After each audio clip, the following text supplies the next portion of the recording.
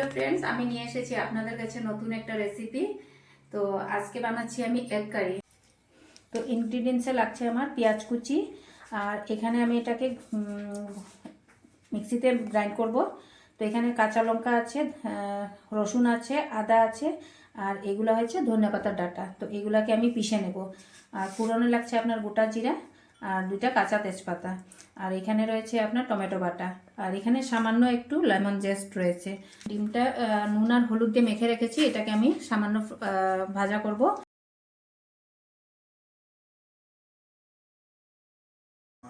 তো ডিমটাকে এখানে আমি ভেজা করে রেখে দিয়েছি। তো ফোড়নে দেব আমি গোটা জিরা, তেজপাতা, কাঁচা তেজপাতা, তারপরে দিয়ে দেব পেঁয়াজ কুচি। পেঁয়াজটা নরম হবে, দিয়ে দিচ্ছি 1/2 চামচ লবণ।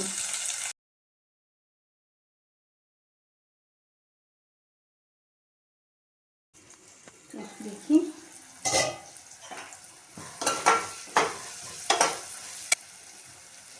তারপর দিয়ে দেব এই যে আদা, রসুন, ধনেপাতার ডাঁটা আর কাঁচা লঙ্কা পেস্ট করা, এটা আমি ঢেলে দিয়ে দেবো। সামান্য রঙের জন্য দিয়ে দেব একটু লঙ্কা গুঁড়ি। চিকেন কারি মশলা 1/2 চামচের মতো। এই যে লেমন জেস্ট অল্প বের করে রেখেছিলাম, দিয়ে দেবো এটা এখন। 1/2 চামচ হলুদ গুঁড়ি। স্বাদের জন্য দিয়ে দেবো অল্পটুকু চিনি। লবণ দিয়েছিলাম প্রথমে 1/2 চামচ, তো এখন দিয়ে দেবো সামান্য অল্প। দিয়ে দেবো 1/2 চামচ ধনিয়ার গুঁড়ি।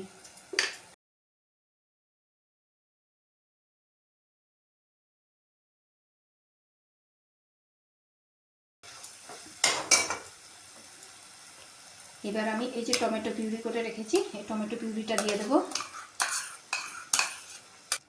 সামান্য একটু সয়া সস দিয়ে দেবো। এই যে এটা দিয়ে 1 কৌটো আমি সয়া সস ভিনিগার দিয়ে দেবো। 1/2 চামচ আমি মেয়োনিজ দিয়ে দেব।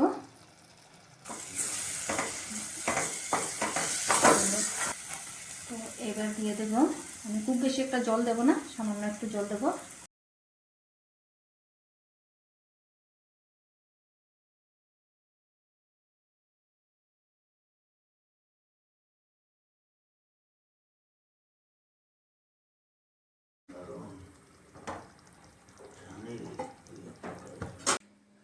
সো ফ্রেন্ডস, আমার এই রেসিপিটা যদি আপনাদের পছন্দ হয়ে থাকে তো অবশ্যই একবার ঘরে ট্রাই করবেন আপনারা, আর আমার ভিডিওকে লাইক করবেন আর শেয়ার করবেন। তো দেখা হচ্ছে নেক্সট ভিডিওতে।